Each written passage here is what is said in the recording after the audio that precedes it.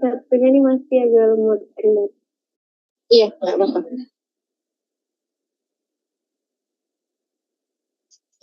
Iya, nggak ada kan? Nggak ada aneh gitu.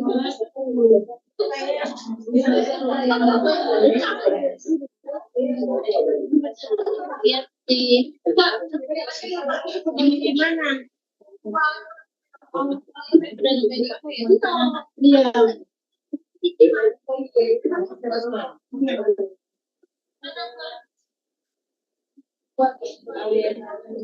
Kamu cek di mana?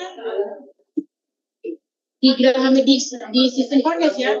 Iya.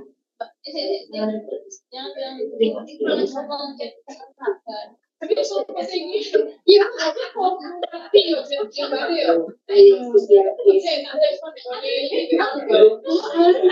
Apa tuh? Aku baca alamat rumah kan. Januari ya? Kamu kasih tempat 2024. Aku kan aku sedikit loh, tapi kalau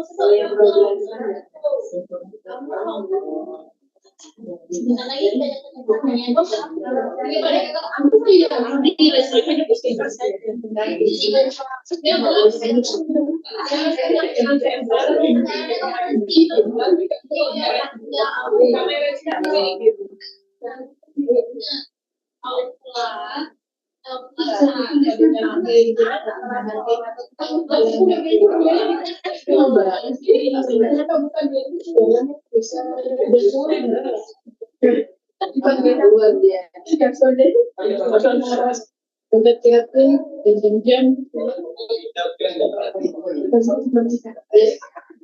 makanya bisa ya.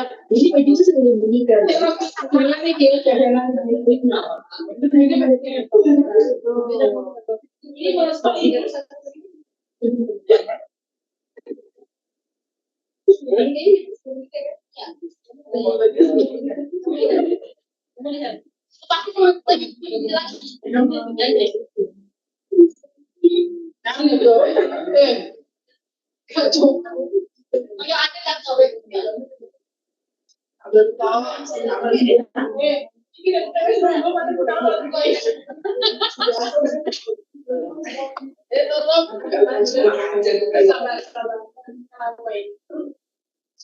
Apakah sudah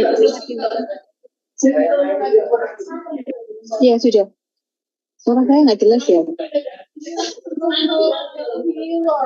Ibu suaranya agak Bersih.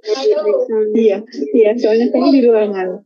Jadi nggak ada ruangan yang khusus.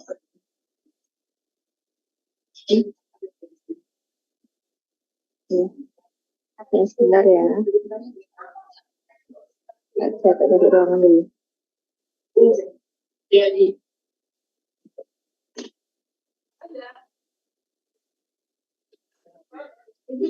Misalnya sinyal aku nggak bagus.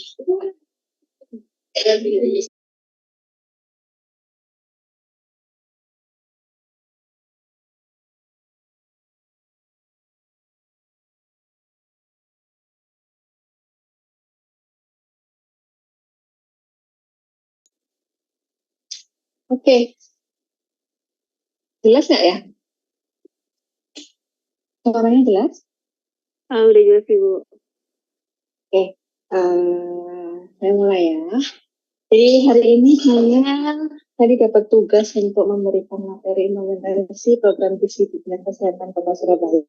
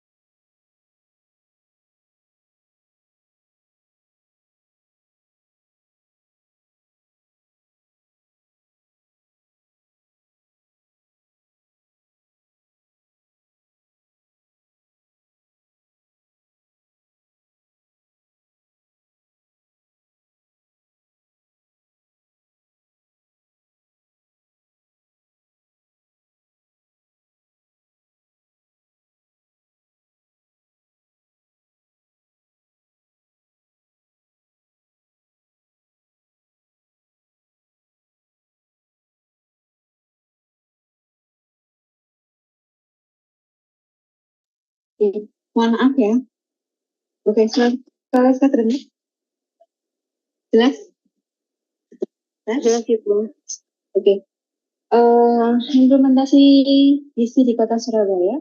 Jadi memang di 2 tahun terakhir ini kita di Dinas Kesehatan, mungkin dari Dinas Kesehatan ya, tapi stakeholder yang terkait sampai dengan pemerintah kota atau kabupaten itu kita saat ini fokus pada penurunan stunting. Nah, di Kota Surabaya sendiri untuk penurunan stunting itu sudah dibuatkan sebuah policy atau regulasi di mana dalam penanganannya kita mengacu pada peraturan wali kota Surabaya tentang percepatan penurunan stunting di Kota Surabaya. Itu berisi bagaimana sih caranya agar kita bisa menurunkan angka stunting dengan cepat.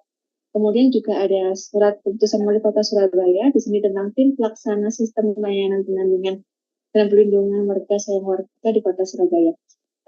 Jadi untuk program stunting ini di Kota Surabaya akhirnya juga ada sistem atau aplikasi yang mendukung agar kejadian stunting ini menurun. Salah satunya adalah aplikasi sayang warga, di mana di dalamnya nanti data by name, by address per kakak di masing-masing wilayah di Kota Surabaya dari situ. Jadi misalnya saya tinggal di daerah misalnya Gunung Sari. Satu rumah itu ada 4 orang. Nah, 4 orang itu namanya masuk di dalam sistem atau aplikasi itu. Bisa nanti terdiri juga bagaimana sih kesehatannya, mulai dari berat badannya, tinggi badannya, kalau ada balita apakah dia stunting atau enggak. Kemudian bagaimana lingkungannya juga masuk di aplikasi sayang warga tersebut. Oke, next.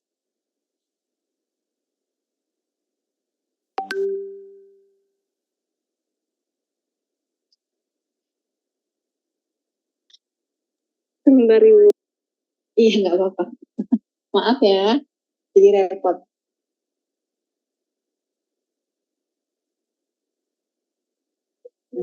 Karena kita berbicara tentang gizi, jadi apa sih gizi masyarakat itu? Gizi masyarakat di sini berkaitan dengan masalah gizi pada kelompok masyarakat, sehingga lebih ditekankan pada preventif sama promotifnya. Jadi bagaimana masalah gizi yang terjadi di masyarakat, kita bisa mencegahnya dan kita bisa melakukan promotifnya di masyarakat. Kemudian gizi masyarakat juga mempunyai aspek yang sangat luas, di mana penanganannya harus secara multisektor dan multidisiplin, karena kalau kita berbicara gizi, tidak hanya satu sektor yang bisa bekerja, tapi harus dari berbagai macam sektor agar permasalahan gizi, khususnya kalau stunting itu bisa diturunkan. Jadi stunting itu tidak akan turun kalau hanya dinas kesehatan saja yang bekerja, kasarnya seperti itu ya. Tapi stunting bisa turun karena ada pengaruh dari masing-masing dinas yang ada di masing-masing kota atau kabupaten. Jadi seperti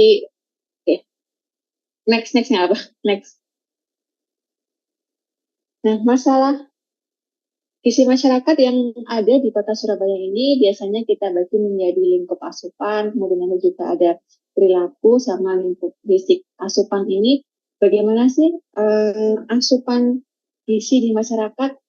Bagaimana konsumsi makanannya, bagaimana konsumsi vitamin, mikronutrien dan lain-lainnya, sehingga beberapa masalah yang bisa muncul karena asupan makanan itu yang pertama adalah kurang energi protein, kemudian kelebihan asupan energi, kurang asupan tablet tambah darah, dan kurang asupan vitamin. Okay, next.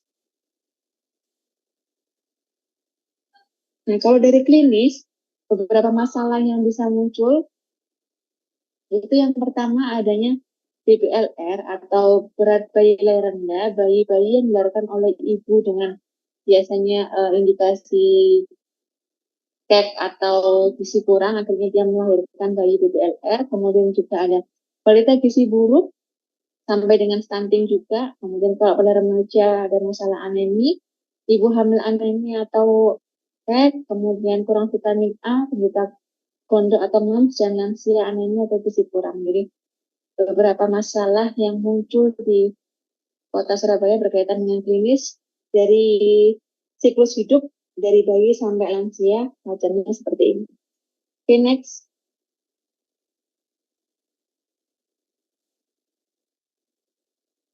Dari perilaku, masalah yang muncul yang pertama pastinya kalau karena kita di kota Surabaya itu adalah penduduknya kebanyakan itu adalah pendatang. Jadi hal yang pertama yang bisa menjadi masalah adalah partisipasi masyarakat terhadap kegiatan di posyandu. Partisipasinya cukup tinggi, cuma karena mereka banyak yang mobile, akhirnya beberapa kendala muncul pada saat kita melakukan posyandu. Kemudian masalah yang lainnya, jumlah balita naik berat badannya, jumlah balita yang tidak naik berat badan, cakupan distribusi tablet tambah darah, cakupan ASI eksklusif, penerapan gizi seimbang, kualitas dan kuantitas NPASI, sampai dengan budaya dan kepercayaan makan. Karena kalau perilaku di kota Surabaya yang cukup homogen ya, jadi kita ada berbagai macam suku dan etnis di sini, budaya dan kepercayaan makan ini juga masih menjadi permasalahan yang cukup tinggi di bidang gizi. Okay, next. Kita sebagai petugas gizi, ruang untuk pekerjaannya di mana sih? Kalau kita berbicara di pemerintahan, jadi kita ada dua sektor. Yang pertama di dinas kesehatan dan di puskesmas. Di dinas kesehatan kita sebagai top manajemen atau manajerial. Jadi di dinas kesehatan kita melakukan perencanaan, kemudian menyusun petunjuk teknis kegiatan, pembinaan, monitoring, dan evaluasi program. Kita merencanakan suatu kegiatan gizi, kemudian kita menyusun bagaimana sih kegiatan ini bisa dilakukan. Setelah kita menyusun SOP-nya atau langkah-langkahnya, kemudian kita melakukan pembinaan. Apakah melihat apakah kegiatan ini dilakukan dengan baik atau benar, kemudian sampai dengan nanti dievaluasi. Oh, ternyata program ini bermanfaat, hasilnya seperti ini, kekurangannya seperti ini. Itu kalau kita berposisinya di dinas kesehatan. Kalau di puskesmas, ruang lingkup petugas gizi itu apa? Yang pertama, melakukan pelayanan kesehatan. Jadi kita melakukan pelayanan kesehatan face by face atau setiap pasien yang datang kita melakukan konseling, kita melakukan pemeriksaan, apakah bagaimana hal-hal yang harus didapatkan oleh pasien, masalah apa yang harus kita selesaikan. Kemudian melakukan pembinaan peran serta masyarakat dalam rangka meningkatkan kemampuan hidup sehat. Selain kita melakukan pelayanan di dalam gedung, kalau kita di puskesmas, kita juga melakukan pelayanan di luar gedung. Salah satunya adalah pembinaan kepada masyarakat. Tadi bisa pada saat posyandu, kita melakukan penyuluhan, kita melakukan konseling pada ibu bayi ataupun pada kader yang ada di wilayah tersebut. Nah, kalau di pemerintahan, non-pemerintahan, bisa bekerja di lembaga sosial masyarakat seperti mungkin kalau WAFI atau apa gitu ya. Itu kan juga satu organisasi yang bekerja di bidang gizi. Okay, next.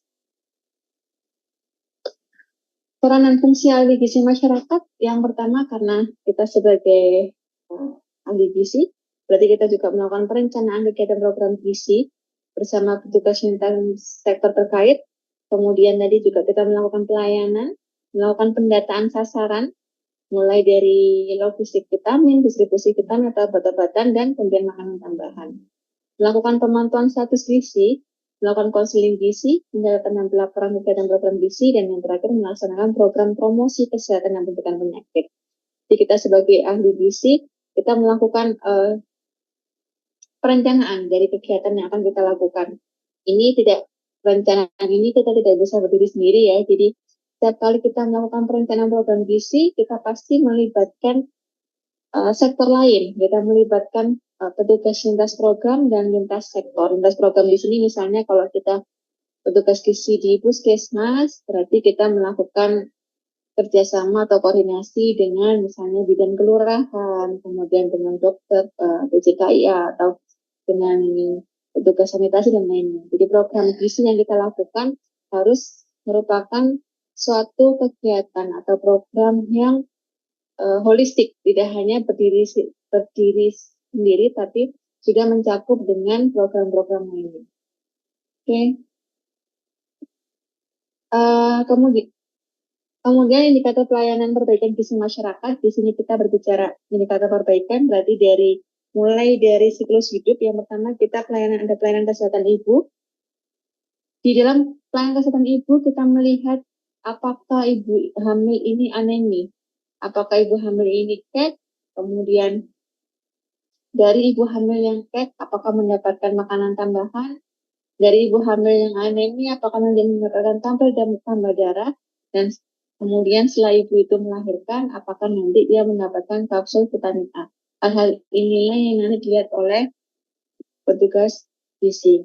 Jadi pada saat ibu itu hamil, kita melihat kalau nanti di tupoksinya bidan, melihat apakah ibu ini HB-nya normal atau tidak.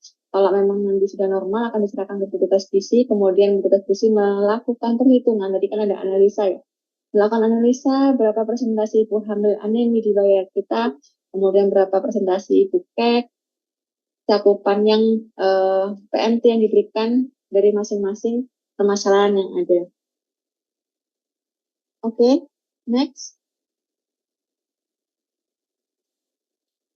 Kemudian untuk pelayanan kesehatan bayi dan balita, kesehatan bayi dan balita ini kita melihat berapa presentasi bayi berat badan lahir rendah.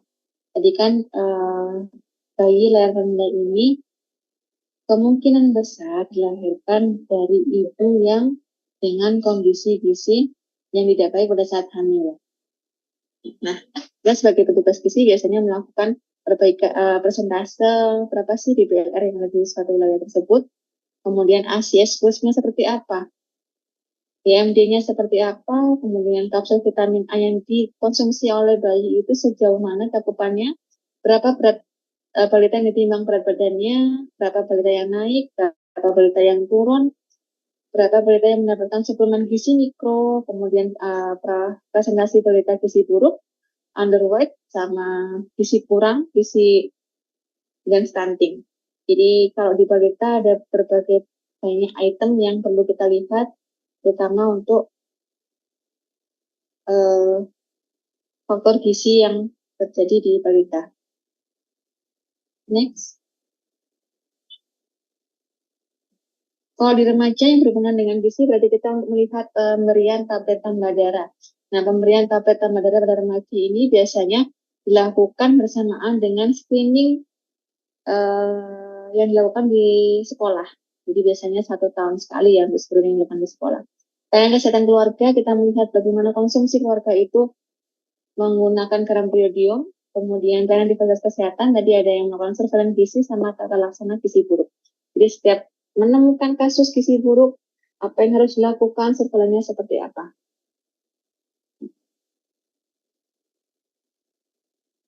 Oke, next. Peran dan tugas kita sebagai seorang ahli gizi, ada beberapa peran yang kita lakukan. Yang pertama, tadi saya bilang sebagai ahli gizi kita pasti ada koordinasi dengan lintas program. Lintas programnya kita berkoordinasi dengan dokter, perawat, bidan, sanitasi, dan psikolog, karena program gizi ini sangat holistik ya. Jadi nggak mungkin kalau kita menyelesaikan masalah gizi, itu kita bisa berjalan sendiri. Jadi masalah gizi bisa selesai kalau kita bisa bekerjasama dengan orang lain. Misalnya di kasus stunting itu kan ada kasus, ada intervensi spesifik sama intervensi sensitif. Jadi kalau ada intervensi yang berhubungan sama kesehatan, ada intervensi yang berhubungan dengan tidak kesehatan. Kemudian di lintas sektor, kita bisa dengan dinas pertanian, dinas sosial, dinas perumahan, dan kemungkinan bisa dukcapil. Hal inilah yang biasanya nanti kita sering berkolaborasi pada saat kita ada di lapangan. Next.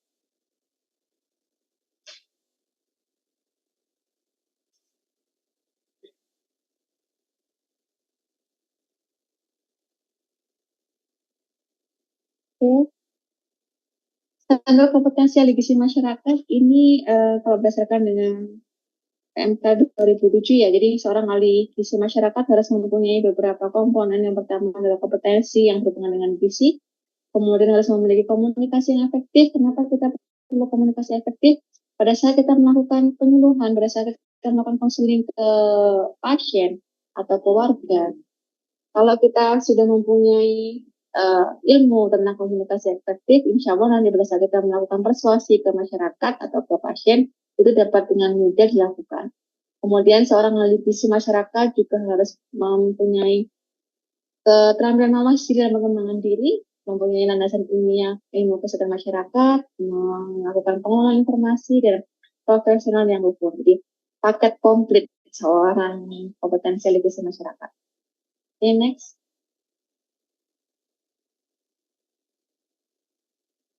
Untuk penanganan stunting tadi kan ada intervensi spesifik sama intervensi sensitif. Nah, kalau intervensi sensitif ini kan tidak berhubungan dengan dinas kesehatan.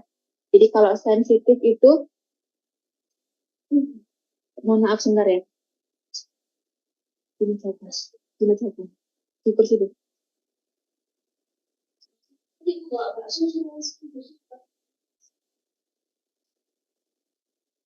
Oke, kalau intervensi sensitif itu kan yang tidak berhubungan dengan dinas kesehatan. Ini misalnya bagaimana pengolahan tangannya, bagaimana akses pengiriman tangannya, bagaimana akses dia perumahannya. Nah, saat ini saya membahas tentang intervensi spesifik yang berhubungan dengan kesehatan. Intervensi spesifik di bidang gizi yang kita lakukan di Dinas Kesehatan Surabaya itu mulai dari calon pengantin, ibu hamil, ibu melahirkan sama dengan balita. Jadi kita mencegahnya dari awal dulu. Kita mempersiapkan dulu di calon pengantin. Calon pengantinnya kita melakukan pemeriksaan kesehatan. Setelah itu kita melakukan penyuluhan kesehatan. Karena kalau di Surabaya, khususnya ini mungkin sekedar informasi ya, di Surabaya untuk calon pengantin yang akan menikah di kota Surabaya, syaratnya harus wajib melakukan pemeriksaan kesehatan dan penyuluhan kesehatan. Ini sebagai dasar syarat untuk menikah. Nah, di pemeriksaan kesehatan itu apa yang dilakukan? Itu kita melakukan pemeriksaan fisik dari berat badan, tinggi badan, bilangnya, kemudian ditambah juga dengan pemeriksaan lab, golongan darahnya, HB-nya, atau mengetahui anemia atau tidak, dan penyakit lainnya.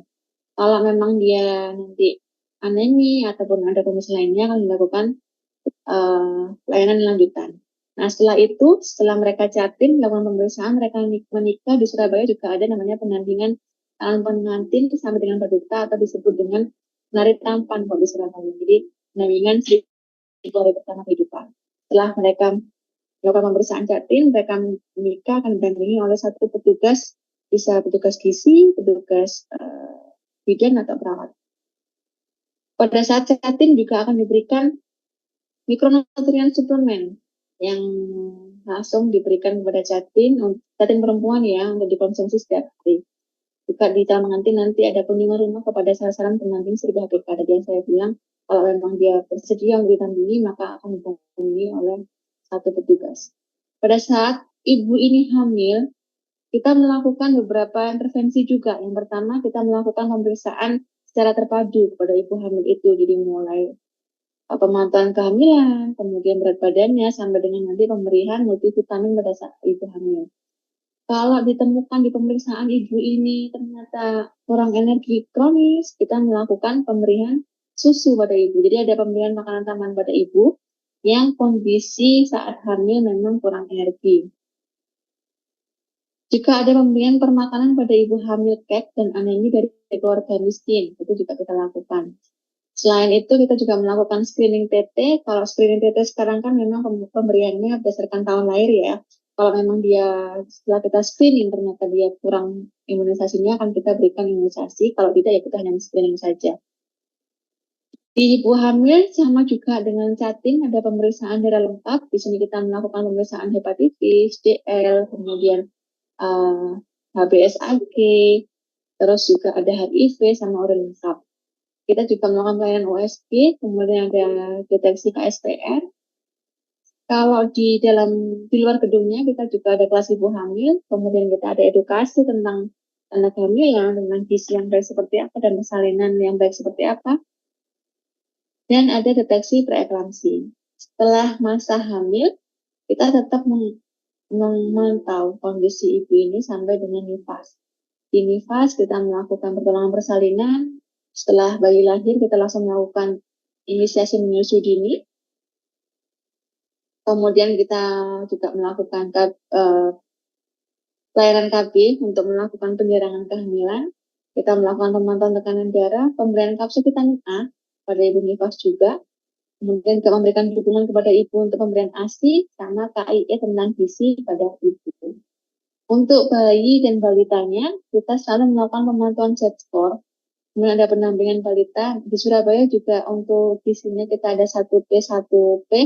Ini 1P, 1P ini adalah satu puskesmas dengan satu pediatri. One pediatri, one puskesmas. Jadi setiap puskesmas ada dokter konsulan spesialis anaknya. Kalau memang ditemukan ada bayi atau balita yang mengalami gizi buruk atau apa, kita bisa langsung melakukan konsultasi. Kemudian yang pemberian ASI eksklusif, PMBA, imunisasi dasar lengkap, SIJDTK, MTBS, MTBM untuk balita yang sakit di usia balita.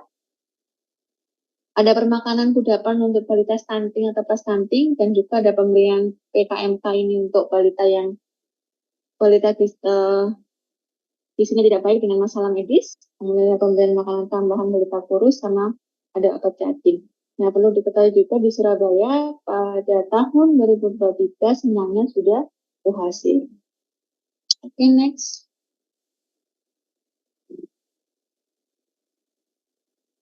Ini tadi yang saya sounding di awal, jadi di Surabaya tadi ada pendampingan 1000 hari pertama kehidupan atau penari tampan. Pendampingan ini dilakukan mulai masa jatim sampai dengan usia bayinya usia 2 tahun. Jadi kalau pada masa jatim, hal yang dilakukan tadi ada pemeriksaan, ada penyuluhan kesehatan, ada lilat, screening PMI, ada pemberian MMS, sama menghitung masa subur. Kalau pada ibu hamil sama ya, tadi ada pelayanan terpadu, screening TT, kemudian ada deteksi KSTR, sampai dengan deteksi preeklamsi. Ibu bersalin, kemudian kalau untuk ibu menyusui juga sama ya, ada Z-score, vitamin D, hepatitis D, terus ada pemeriksaan SHK pada saat dia baru lahir. Untuk bayi dan bayinya kita melakukan pemantauan Z-score setiap bulan, tidak selain dipantau oleh petugas pendampingan, biasanya juga kita arahkan untuk melakukan penimbangan di posyandu. Oke, next.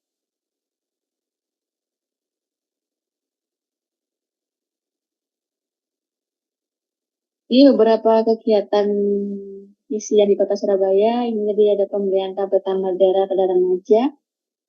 Ada aksi bergizi Kota Surabaya. Jadi setiap remaja yang ada di Kota Surabaya kita berikan tablet tambah darah dan diminum pada saat itu juga. Ini biasanya tadi saya jelaskan pemberiannya biasanya bersamaan dengan screening PKS. Oke, next. Screening anemi, pemeriksaan HB sama nanti bersamaan ya, kalau setelah kita melakukan screening pemeriksaan HB nanti juga ada pemberian tablet tambah darah. Next. Kalau pada ibu hamil, kita ada pemberian tablet tambah darah minimal 90 tablet. Jadi setiap kali ibu hamil yang periksa ke pelayanan kesehatan pasti akan dibawain pulang atau dikasih oleh-oleh ya tablet tambah darah. Minimal setiap ibu hamil yang berkonsumsi 90 tablet. Next. Kelas ibu balita. Kelas ibu balita ini dilakukan di masing-masing wilayah, di masing-masing puskesmas, di mana kelas ibu balita ini adalah sekumpulan ibu-ibu yang mempunyai anak usia sampai dengan 5 tahun. Di sana mereka sharing tentang masalah gizi anak, pertumbuhan anak, kemudian kesehatan anak. Nah, biasanya juga ada pendampingnya adalah tenaga kesehatan puskesmas tempat. Ini contohnya ya, jadi ini ada ahli gizi yang menjelaskan bagaimana sih makan yang baik itu ke anak usia balita seperti apa. Jadi ini nanti juga kadang ada juga di memasak makanan yang baik seperti apa, itu di kelas ibu balita. Next. Kunjungan rumah ibu menyusui, jadi tadi selain ada kunjungan rumah pendamping HPK, juga ada kunjungan rumah ibu menyusui, biasanya nanti petugas kesehatan bekerjasama dengan dokter setempat untuk mengunjungi ibu yang menyusui. Kita menanyakan apakah ASI-nya lancar, apakah ada kendala pemberian ASI, bahkan jika perlu juga ada dilakukan pijat laktasi. Next.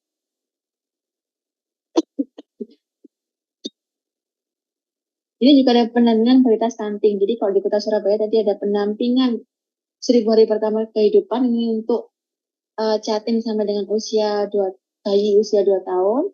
Kalau balita stunting ini khusus dilakukan pada bayi-bayi atau balita dengan permasalahan gizi.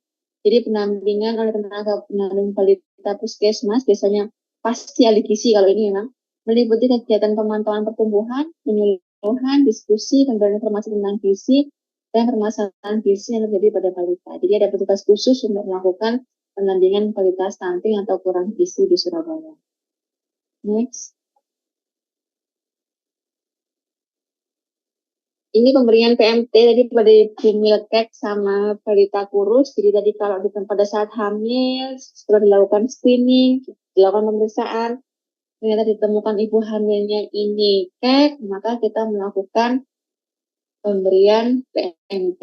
Pemberian PMT-nya berupa apa? Ada yang berupa biskuit, ada yang juga susu. Jadi pemberian PMT ini program yang ditujukan kepada ibu hamil dengan kekurangan energi kronis. Di sini kita masih menggunakan patokan lila ya. Lilanya kurang dari 23 cm. Diberikan kepada ibu hamil kek berupa biskuit sama dengan PMT balita kurus yang diberikan selama 3 bulan atau sampai ibu hamil tersebut menjadi status gizi normal. Jadi setiap bulannya dia akan mendapatkan biskuit sampai dengan nanti status gizinya dia normal. Untuk PMT balita kurus juga ini ditujukan pada balita status gizi kurus, ini juga 3 bulan diberikannya, nanti dievaluasi sama dengan dia beratnya normal, status gizinya normal. Next.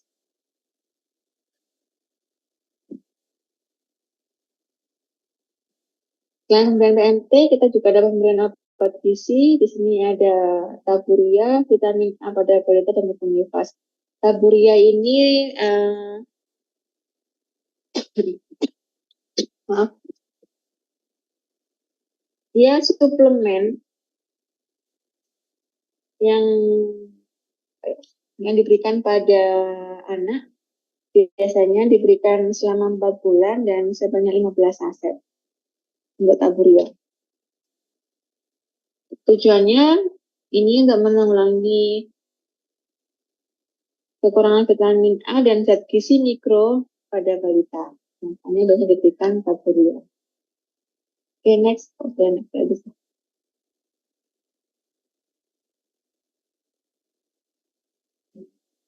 Selain tadi ada beberapa pemberian yang diberikan kepada sasaran di Kota Surabaya, juga ada inovasi pemberian PKMK, pangan olahan untuk kebutuhan medis khusus ya.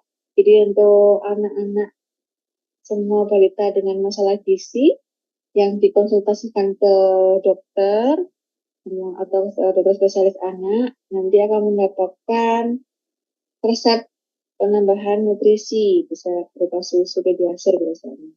Jadi itu kita berikan pada anak-anak dengan masalah gizi. Kalau memang dokternya menyarankan untuk dilakukan pemberian susu dengan resep dokter, nanti akan diberikan susu oleh pemerintah Kota Surabaya. Next. Pelacakan gizi buruk. Jadi kalau ada kasus gizi buruk di puskesmas, maka teman-teman yang ada di puskesmas ahli gizi khususnya melakukan kunjungan rumah. Nanti kunjungan rumah itu kita melakukan pendataan awal. Bagaimana kondisinya, bagaimana lingkungannya, sanitasinya, terus kemudian pola asuhnya, semuanya dilakukan pada saat kita melakukan pelacakan gizi buruk di masing-masing puskesmas. Next. Pemberian zinc pada balita diare, ini kalau di masing-masing puskesmas biasanya juga ada pojok LROA, jadi larutan rehidrasi oral ya. Kalau pada saat dia berkunjung ke puskesmas dengan keluhan dia diare, kemudian kondisi fisiknya dia ditemukan dia dehidrasi, maka langsung diberikan larutan zinc saat itu juga oleh petugas. Next. Permakanan kudapan balita dengan masalah gizi.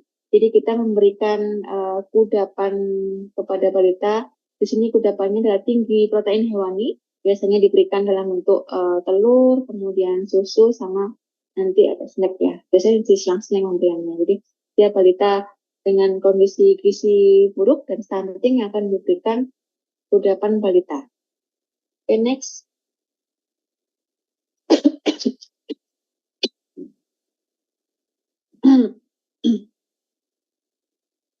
Selain petugas gizi yang ada di puskesmas, permasalahan gizi di Kota Surabaya juga dilakukan oleh Kader Surabaya Hebat.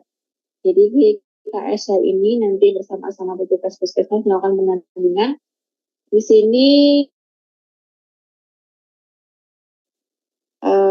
yang total kadernya adalah 27.540, ini tersebar di masing-masing wilayah. Mereka yang juga akan membantu pendampingan pada saat ditemukan bayi atau balita dengan kasus stunting. Next. Selain pemberian makanan, kemudian tadi pemberian suplemen, mikronutrien, di Surabaya juga ada program Jago Ceting. Di sini jagongan cegah stunting di kelurahan. Semua stakeholder dikumpulkan, tidak hanya puskesmas dan kesehatan, tapi mulai camat, lurah, kemudian lintas sektor yang terkait. Kita berkumpul bersama membahas permasalahan gizi di masing-masing wilayah, solusinya seperti apa. Jadi setiap puskesmas, setiap wilayah yang ada melakukan jago ceting untuk menyelesaikan permasalahan gizi yang ada di wilayah ini. Next. Yang terakhir, ini fase Surabaya Emas. Ini lomba Surabaya Emas menuju Surabaya Zero Stunting. Jadi dalam kurun waktu 2 bulan diamati balita yang beresiko stunting. Resiko stunting di sini adalah bayi yang lahir dengan berat badan kurang dari 2,5 kilo dan tinggi badan kurang dari 48 kilo. Nah, bayi-bayi ini akan dipantau oleh tim TPK, kemudian tim PKK, perhimpunan beberapa organisasi dan sivitas akademia. Di situ kita melakukan pemantauan terhadap tumbangnya sampai dengan pemenuhan gizi seimbangnya, dan akhirnya nanti dilakukan perlombaan di situ. Jadi untuk balita yang beresiko stunting kita melakukan evaluasinya, kemampuannya melalui inovasi Surabaya. Oke, mungkin itu yang bisa saya sampaikan. Ini kita buka langsung diskusi aja ya. Mungkin ada yang mau ditanyakan?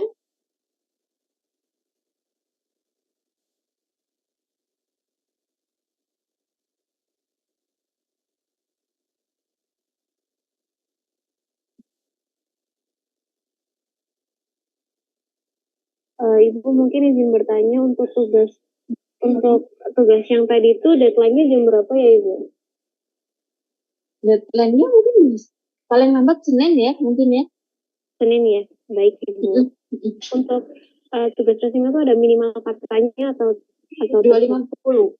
250. Baik, terima kasih Ibu. Ya.